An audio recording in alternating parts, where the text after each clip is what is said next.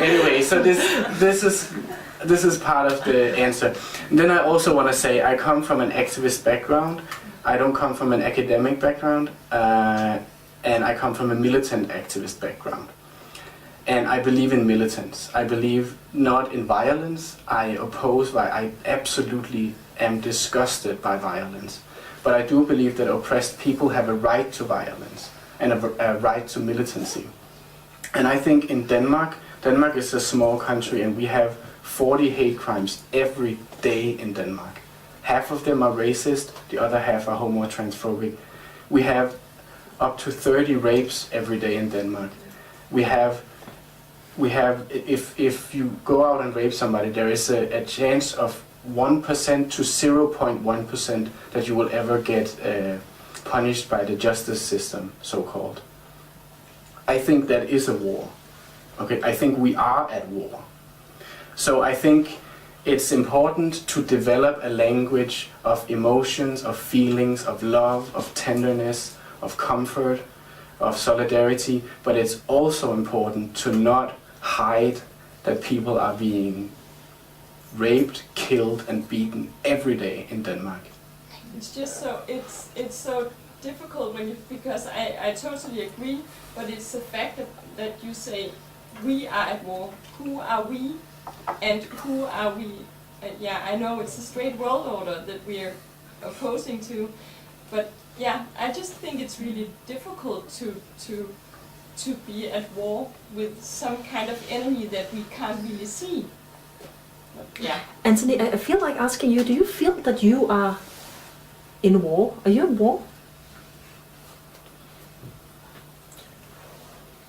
We are trying to change a system. You can see that as war. I think a lot of times when people use war rhetoric, it's simply because you're opposing something. And maybe that's socialization, maybe that's how we've come to feel comfortable phrasing opposition, that those are natural war phrases, but they don't need to be. And I think that's, sometimes we say the fight against violence against women. By definition, using the word fight is militant, but it's because we use those words when we talk about opposition. So I think what differentiates isn't maybe finding different words would be a good thing, but I also think it's the strategies that you employ that are more important. Because if you're talking about mobilizing hordes of people to act violently in search of those rights, then you're bringing on war and militancy versus speaking out. And when you say we can't stay quiet about it, absolutely, but that's not necessarily militant. Mm-hmm. And no, so I think it's a debate about psycholinguistics maybe. Can I ask a question to you? Because I just have to say I feel also funny about using war rhetorics sitting in a panel with you, who live in a place on the planet with where war means something completely different than it does to me. How do you feel about me doing that? About you using... Is that okay to ask? Yeah. Can I maybe... I think what you're asking is, do you feel that... No, is it disrespectful? Yeah, talking about like... like talking about war in little nice Denmark, when you have actually seen like real war, is then war a metaphor that you can use? No. Again, I think because in the context of what we're talking about, we talked about the structural versus the actual, the literal, and the micro. And I think it's the same spirit that we're talking in. So you're still talking about fighting the structural aspect of it, the patriarchy. Whereas the patriarchy is very sturdy and solid where we're from, and it's actually mobilized within the most literal forms of war. But I don't take offense simply because, I mean, that was the nature of our discussion. Sometimes when people use diction like that, but we're not we talked about this, so that's how I'm taking it, unless I shouldn't. And you guys, but I think it's okay. You've been wanting to ask a question for a long time. Yes, Thank you, Mads. I'm not from the same activist background as you, and probably not the right academic field. But what's the difference between militance and violence? I don't know. Well, violence can be part of militancy, I think, but I think militancy and violence as a part of it is something that can be necessary, but something that is that I don't want to use. You know, self-defense, for example, I think is something that if you belong to an oppressed group, which we do, everyone here who is not a straight man, and maybe some of the straight men, I think self-defense is something that you can't get around. This is something that is necessary. But with self-defense, I also mean, in a very broad term, it's also just like thinking about how to deal with a difficult or dangerous situation. Does that answer your question? No. Yeah. It's just the word militancy. I don't exactly know what it is, but I get your idea. Let me give you an example of something that I did that I think was militant, and that I'm happy with doing. There was a case a while ago with a bar in central Copenhagen that was blatantly, like completely explicitly oppressing trans women. They had a competition where women could win new breasts by uploading a picture of themselves on their Facebook page. This is disgusting enough in its own right. And then a lot of trans women went to this competition, and the bar completely explicitly like took these women out of the competition because they didn't want them to be part of it. And the news covered this story a lot, but they were constantly talking about the bar did this, the bar did that. And I was like, no, there are people who are making these decisions, actual people who are making this decision, and this is a small bar. It's the owner of the bar who's making this decision. So I posted an open letter to one of the trans women, naming that person and putting his picture and saying, this is the person who is doing this. This is his name, this is his picture. This was not like something criminal. I just went online and looked up who was the owner. You know, but this is militant because this was a way of saying, we have our eyes on you, we know who you are, and you have to take the consequences of the oppression that you are doing willingly, knowingly, deliberately. And then the other newspapers started to use his picture and his name also. And I think this was something that was giving him personally responsibility for what he did personally. And I think that's militancy. Anthony, are you ever militant in that way in your work? I don't know if I would classify that as militant. I don't know if I classify that as militant. It's a difficult. I'm sitting here thinking in my head that I've seen amazing examples of that. And then I've seen negative examples of that where the name and shame technique is used against a lot of women in the Middle East who might break a stereotype. And so naming them and shaming them in the community can lead to horrible outcomes such as honor killings. But I think, again, looking at these things, you can't look at them as isolated incidents. And I think what Mads is also doing, and he spoke about it before, is looking at it in the context of who has power and who does not have power.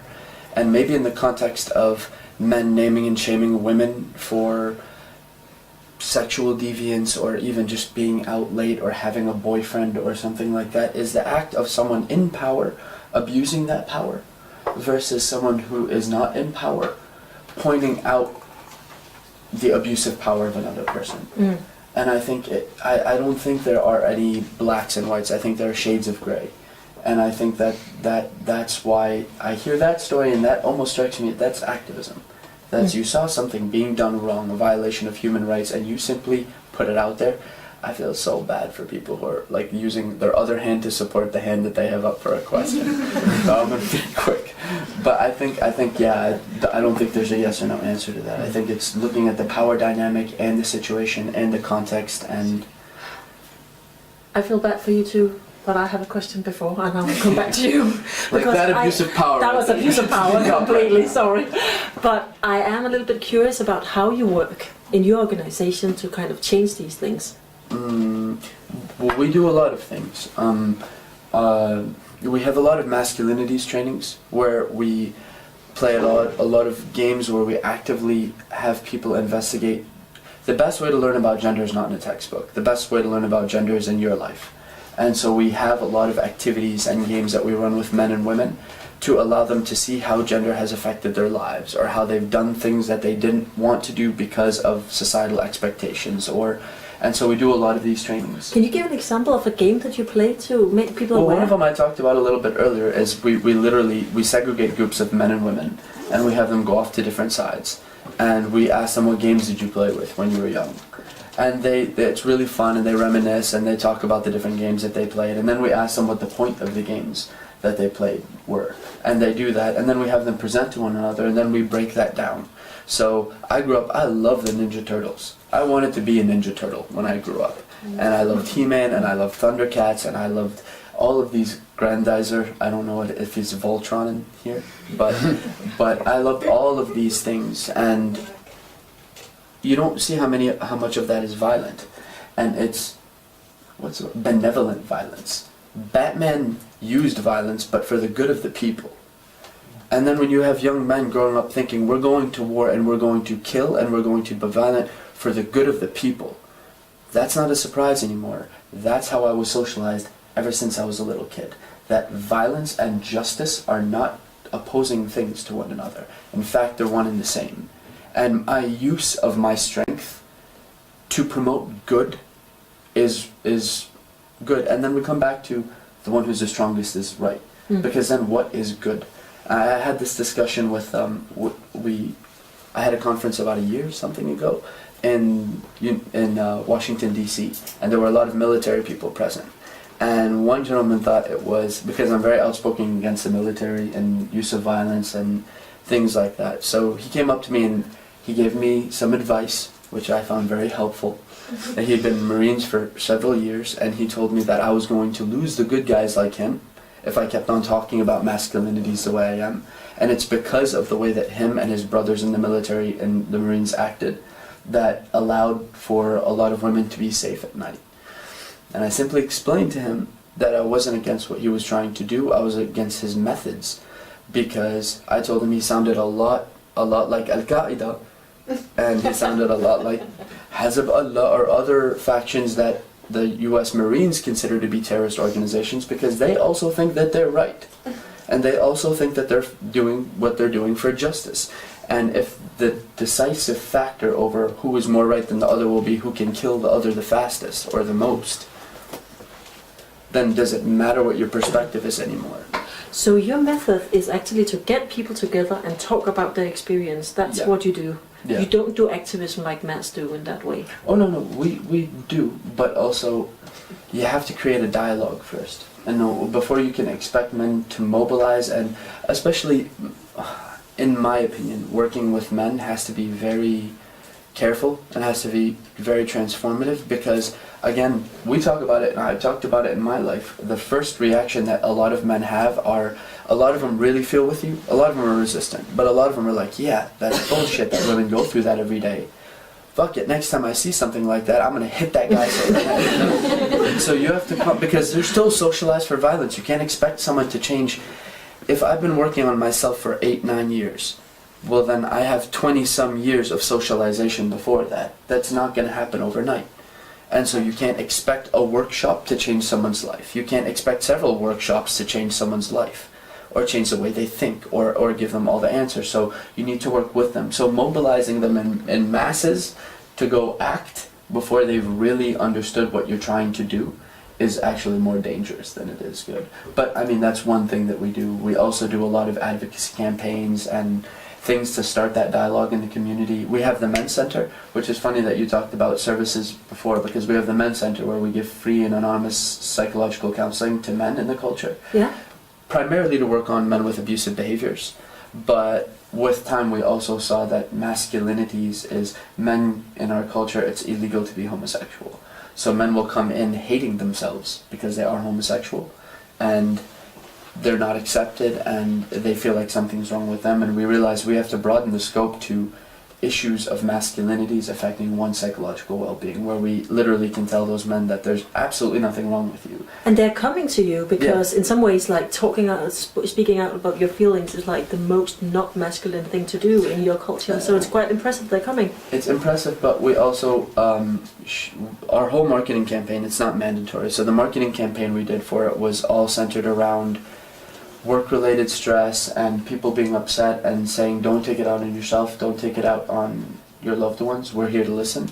And we could not, the whole concept was really creative, you can see it on YouTube, but the most important thing for me, I felt like the salesperson saying put 99 cents really big, because the biggest thing that we had was anonymous, confidential, free of cost.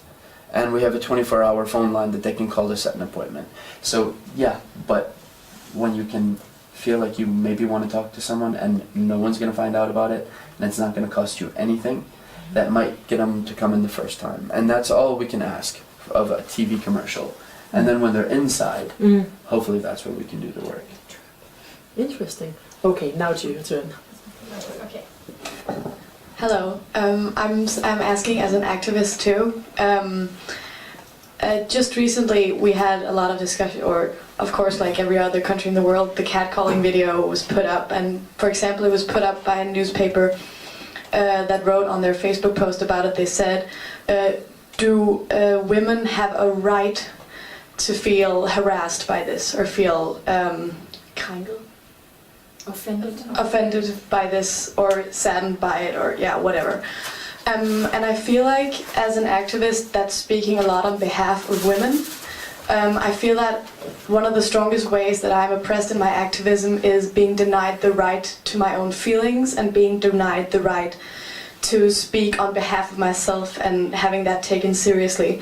Now you both are activists that speak a lot about on the behalf of other people, especially women, and you must speak on behalf of homosexuals as well and stuff like that.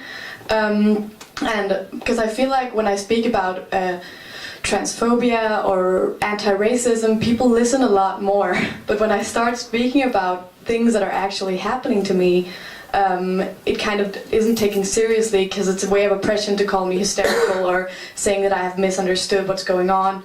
Do you have any tips as an activist how you can, reclaim this right to your own experiences? Is there any, when people say that's wrong, that's not how this was supposed to be perceived, what is a good response for that, and how can you kind of enable and reclaim your own voice and experience?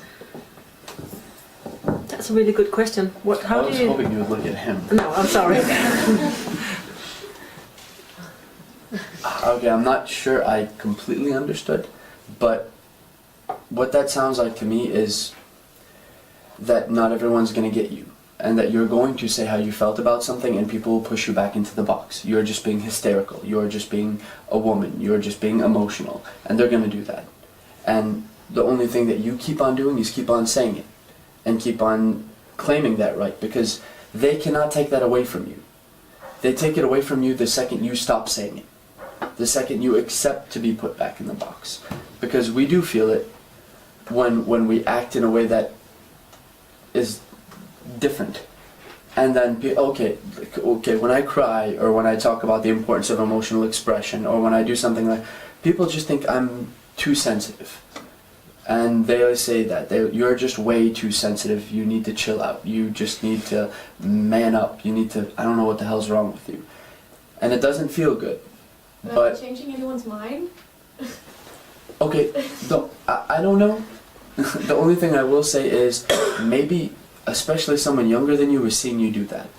And when they see you not shut up about it, and they're put in that same situation years later, maybe you will. I mean, you don't know who's watching, and you don't know how that's affecting people. You don't know what's happening inside people's heads. A lot of the people that stay quiet a lot of the time simply need, in psychology we call this minority influence. And in the many studies that were done about obedience and compliance, minority influence can have such an impact on the obedience and conformity of the group. And that's that one I'm not voice. sure I understand what you say about what minority influence means. Okay, well, Milgram came out with, a psychologist who came out with very famous experiments on conformity and compliance. and we're talking ridiculous levels. So he'll have 3 bars of different lengths, and everyone in the experiment is a cohort, so all of them are in with Milgram. And then he'll ask the participant to say which line is similar to another example, and it'll be clearly C. But everyone else in the experiment is saying, oh, it's B, oh, for sure it's B. And they showed how many times that the participant would actually claim that it's B, simply because everyone else was saying it. Whether that's self-doubt or not wanting to stand out or whatever that is, was the reason. Then they did a lot of different permutation and combinations where they tested it where it was done. Was it done at Yale? Was the person wearing a white coat? How much of the authority was being put up? One of the experiments they did was having a minority influence. So one of the people who was with Milgram saying, no, it's not B at all, it's clearly C. Just that one other person made the participant more likely to go against the grain and say what they actually thought. So you can be that minority influence. That's a good advice. You?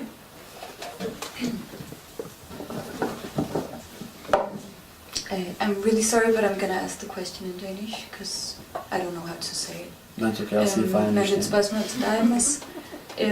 Det var bare i forhold til alt det her med militans og vold, så kommer jeg i hvert fald i nogen grad også lidt fra det samme sådan, politiske miljø, hvor militans altid er det bedste ord at bruge, og hvor at vold altid er bedre end at man prøver at ændre nogle ting på en eller anden fredelig måde. Det har jeg sådan, fra start af har jeg følt det har givet mig rigtig meget styrke, at jeg begyndte at tale som kvinde på den her måde, at jeg følte mig stærkere. Men samtidig har jeg også oplevet, synes jeg, i løbet af de sidste mange år, at der er 2 ting, som jeg synes, der har været problematisk ved det fra mit eget synspunkt. Sådan al den her snak om militans og voldsforherligelse, synes jeg tit bliver grebet af rigtig mange mænd i det miljø, hvor jeg kommer fra, til at retfærdiggøre en hel masse vold. Og det synes jeg er ubehageligt, og jeg synes det også er problematisk. Og så har jeg også oplevet, at det kan være svært, når man netop begynder at tale om oprør mod undertrykkelse på en meget voldelig måde, og med den retorik, som jeg synes, du også selv bruger, Mads, at det kan være svært for mig som kvinde at sige fra, fordi så er det pludselig bare helt tilbage i den der boks af at være undertrykket. Så jeg tænker bare, om du har noget at sige til det. Ja. Skal jeg oversætte det? I think maybe in your answer, the translation will be in. Yeah. I just again want to emphasize that I really absolutely hate violence, and I think it's by no means a good solution to anything. It's not a solution to anything, actually. It can be necessary in some situations. I think also something that I've been doing for the last 10 years when doing activism is I've been trying to fill out holes. Whenever I see there's something happening in the field that I'm working with and nobody is saying the thing I think should be said, for example the whole thing about the gay marriage, and it's just like all these Christian weird people that are like ugh, and then there's like all the gay people who are like, oh, we want to marry, and nobody is saying what I think, which is, wait, marriage is not a good thing. It's a bad thing. So this is not something we should fight for, but against. So then I try to say it the louder because I know I'm the only one saying it, even though I got people who feel the same way. And then I think it's the same when I've been working with against hate crimes since 2006. I was at the first meetings in LGBT Denmark, the national organization for LGBT people. I was at the first meetings they had about hate crimes, and they were like talking like, oh, we should talk to the police and we should go to the schools, and I'm like, wait, the police don't care about rape, for example, why would they care about us? We should go to the schools, yes, definitely, but why should we expect something from children that we don't expect from grown-up people? And so I was also trying to give a voice to a militancy that I think, and self-defense, for example, that I think is just necessary. I don't think it's the best solution, and it's by no means the only solution. But can I Yeah. just like when you're talking about self-defense, for example, I think it makes sense to talk about self-defense when you're a queer person or a woman or something like that. But you still, when you talk about it, there's also straight men around that agrees with you on other subjects. And I think how can you talk about self-defense and the right to stand up and the right to be aggressive in some way without like all the macho guys like taking all these arguments and using them in other fields. I don't know how to explain, but it just feels like it's difficult to talk about these things without it like spreading to. Do you understand my question? Yeah, and it's a very good question, and maybe it's not possible, and maybe it's a flaw, and I think also I'm very inspired also by the things you're saying, Anthony, about how you can't work on masculinity without also making it part of your own behavior. In some ways you could see as well that, I mean, many people will be oppressed for many reasons. So if you give gays and women the right to self-defense, why not give the Kurds in Lebanon the right to self-defense, or the Kurdish people, or that's in Iraq. what? Sorry, That's in Iraq. But yeah. Yeah, but there Same is some concept. like that. But there is some ethnic groups in Lebanon or in the Middle East that will be oppressed as well. I mean, and then suddenly you have like put on a weapon in their hands as well to defend a very kind of like violent macho behavior. And that's the problem with that argument in many ways. I think I think the thing about militancy is that I think I'm pro militancy, but you can't talk about militancy without constantly emphasizing this is not something good, this is not something fun, or something that we should praise in any way, but this is something that can be necessary. Yeah. If I may weigh in, I don't think that there's any right answer to this just yet because we're still figuring it out, but I think this might be a little bit more of a question of equity than equality. In the same ways that a lot of people have problems with the concept of a quota for women's political participation. I don't know what that means. A quota in quota. So that you're guaranteeing that women have set number of seats, but you want to do the same thing for men. And isn't that unfair? So isn't it unfair to say that some peoples have the right to use these type of things to defend themselves versus other people don't? And the justification behind that is that we're, again, talking about power dynamics, we're not in the same place. So telling the powerful that you have the right to use violence is going to keep the system the same way. Versus telling the ones who don't have power that they can use violence will now, and again, we're not talking about violence in the literal sense of the word. We're talking, again, I think that we don't know what this exactly means yet. When we talk about militancy is a term that Mess is using, but I don't hear militancy when I hear about it. It sounds like organization. And there's a big difference between militancy and being organized. Or speaking up against injustices that you see versus being verbally or vocally violent. I think, again, no one has the answers here. It's all people trying, and it's good that you can ask those questions and people can feel uncomfortable with it, or because this is a process. No one's sitting up here saying, no, this is the right way. Everyone's sitting up here going, well, this is what we're doing now, but maybe that isn't the right way, and we're thinking together about how to change it. So. Tak. Ja. Nej, men undskyld, det var faktisk virkelig dig, der sad lige der foran. Thank you.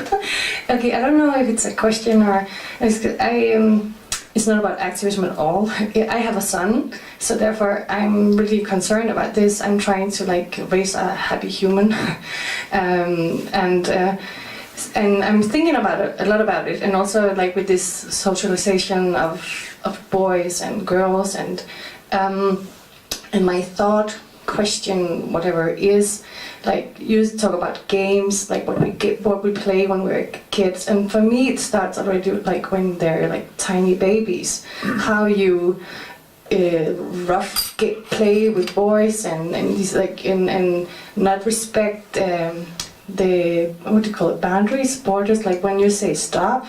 And for me it's really like a big issue because I was so concerned raising a boy that would not respect other people's stop.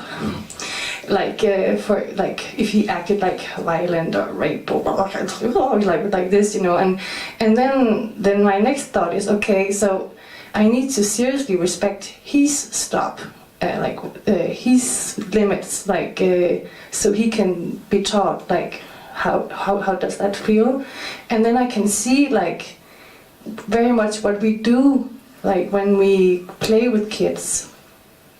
One thing is we basically never respect kids' boundaries, like, but especially I see that for boys, like the way you play with a baby boy or like roughing him up and like and I think it's like a big concern and I think like in that sense talking about games you play when you're 5 is kind of too late because it's already when they like 4 or 5 months old,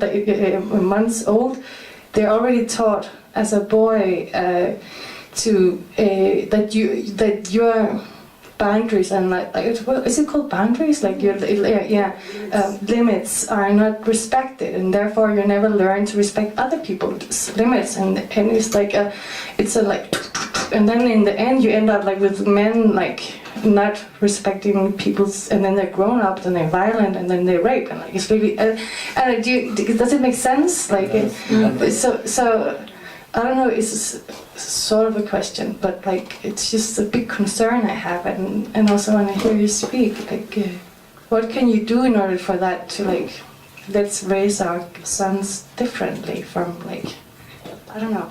I think you're right. The socialization process begins before you're born, actually, and especially when you're born.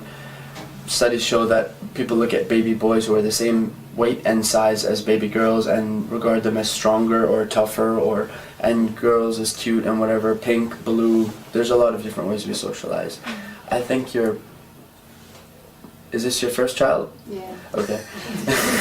I think you're being a little bit over-concerned as a mother, which is a beautiful thing. No, he's 6 years old, seriously. He's Okay, already injured by it. Like, he's hiding his bikinis, he's hiding his stuff. I mean, it's like, it's a big thing. Like. But the beautiful thing is this happens since birth, but it's never too late, because you can always come in and break that cycle and have that discussion in an age-appropriate manner and start respecting those boundaries, because if you are right, then I'm completely screwed, because we're working with men way past 6 years old. And so I think you're 100% right in what you're saying about the socialization process, but at any point you can get in and change that. And I've noticed change at people who have been doing it for decades. So 6 years is an amazing age to catch it at, and I think you're fine.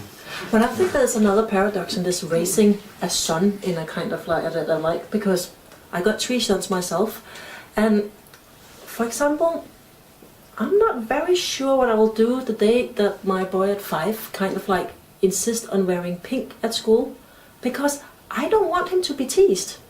And I don't want, I mean, in some ways you also have to raise a boy that have to fit into society, because if not you make him very vulnerable. And I think there's a paradox in that. Will you allow your future son to go to school dressed in pink in a Lebanese school? Well, after this I'm not going to have kids, so... Huh? No, but if you after this conversation, no. I think so. I think so. I think it's more about hearing what they think and seeing, as long as you also have to respect their rights. So if they want to wear pink, let them wear pink, and let them see that wearing pink it's nothing wrong with wearing pink. And if people have a problem with that, that's wrong with people, and that we don't think like that around here. And they are going to turn out the people that they're going to turn out.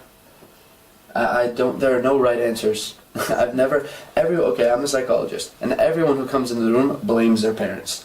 Every single person. So even before I have kids, I know that you're going to do it wrong. Whether that's extremely activist and you stop them from wearing pink because you don't want them to get picked on, or whether that you dress them up in pink because you want them to make a statement, or you leave them to their own devices. No matter what, you're messing up and it's going to be wrong. So the best is just to have that dialogue with them at the age appropriate level, and hear what they think and talk to them and see if there's something you can do with the school and try to mess up in the best way possible. What do you do? Because you're a school teacher. How do you approach this whole issues in schools and so on? I think that if it's his fingernails, it should be his choice.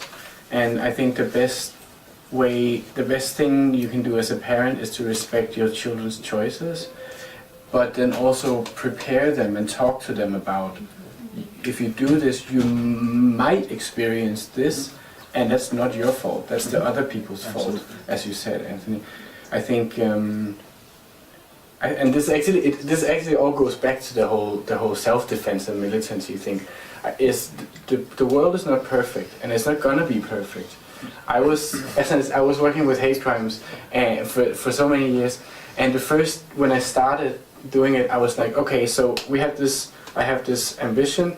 In 6 months, we're not going to have hate crimes in Denmark anymore, ever.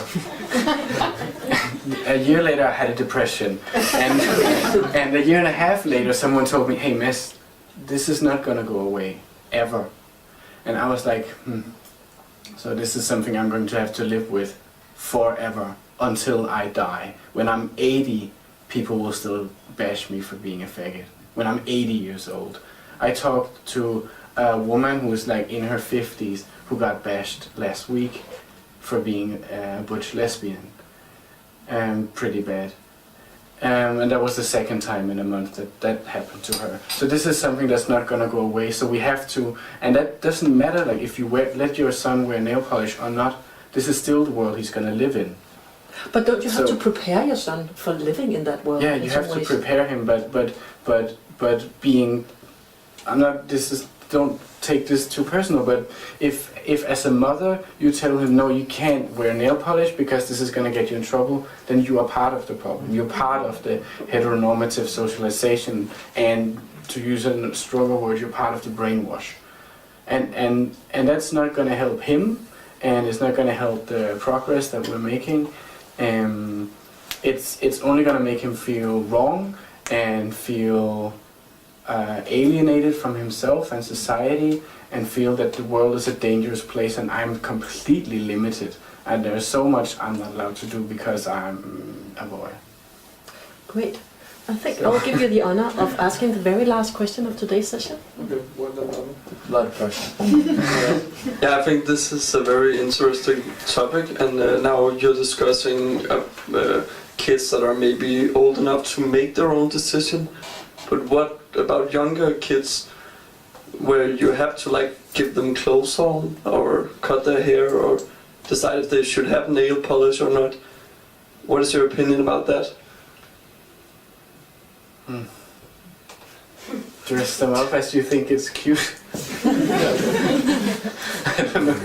Like, I don't know. Flip a coin. No, but I just mean whatever you decide, I think it will send a message. I've just been thinking a lot about this, and I think it's a very tough topic. Yeah. Would you dare to bring your baby boy to a Lebanese party dressed in pink? Wait, is pink even a girl's color? It is. Yeah, it is big time. Yeah, because it wasn't always here. It was No, a I boy's know, color but it is in Lebanon. I would. You would. But the thing is, again, I don't think that's still you making a choice for them. Mm-hmm. So I don't think I would choose to bring my baby dressed in pink. I think I would choose to bring my baby dressed in green, or dressed in whatever neutral colors there are until that baby is old enough to say, I want to go in pink. And when they say they're old enough to go in pink, then I would support them and stand by them and let them know that not everyone is going to be okay with you dressing in pink, but you don't need everyone to be okay with it. And I have your back as a support system. And I think that's the trick. It's not about being... There are no right answers. No matter, like you said, no matter what you do. In communication, no matter what you do, you're communicating. Even when you're silent, you're communicating. So no matter what you do, you're going to send a message. The important thing is listening when it's time to listen. So when that child gets old enough and they say, I hate ribbons, stop putting ribbons in my hair, for you to say, okay, well, I thought ribbons were cute, but you don't have to wear ribbons. And stop making them wear ribbons. I can just see that there's like a few people who are jumping in their seat, so let's just have you two as the last one.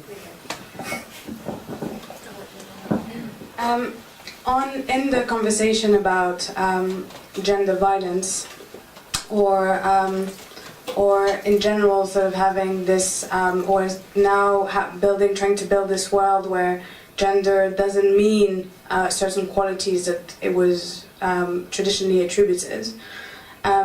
I sometimes feel that that debate is only makes sense rhetorically, but it doesn't make sense pragmatically. And what I mean by that is, for instance, when we say that, you know, all men are equal, men and women are equal, which is a concept I don't believe in, and by that I mean, of course, everyone should have equal pay, and of course, everyone should be able to choose their own way.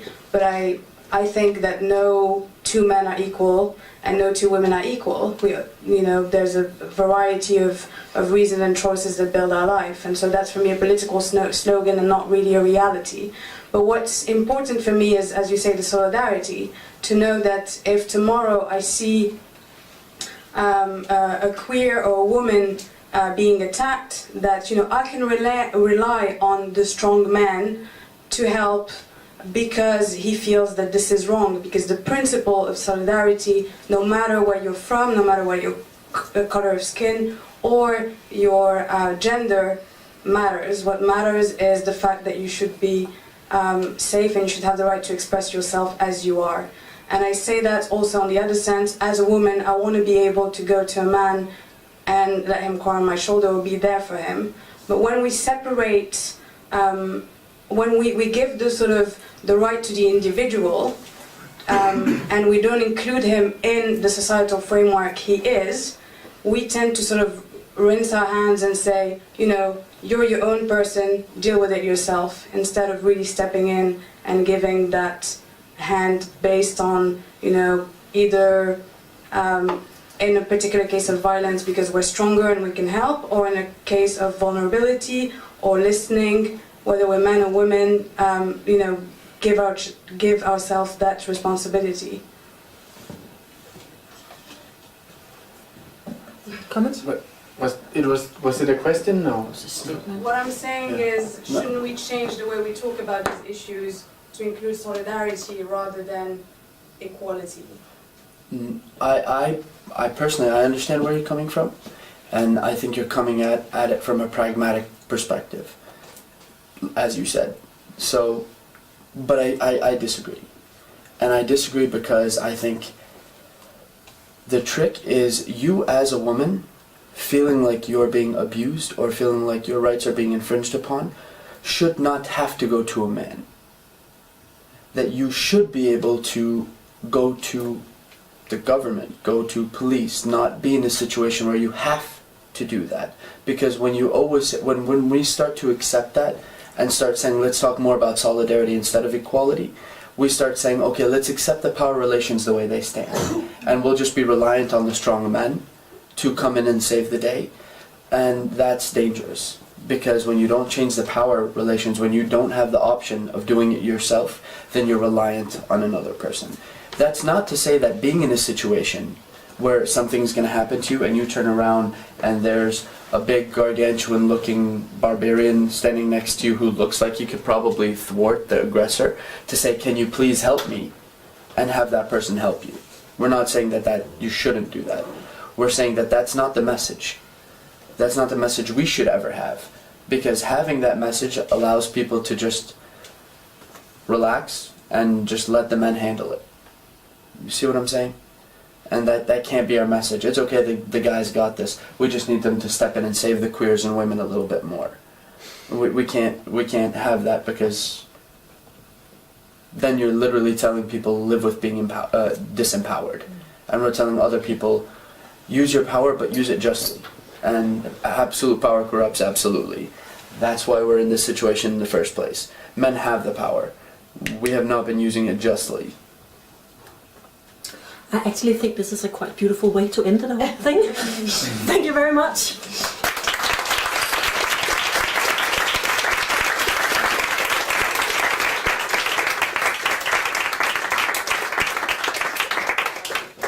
I just want to say thank you to all of you. It was very touching, very interesting indeed. And to all of you, please stick around, have a glass of wine outside, and stay for a while longer. Thank you for coming.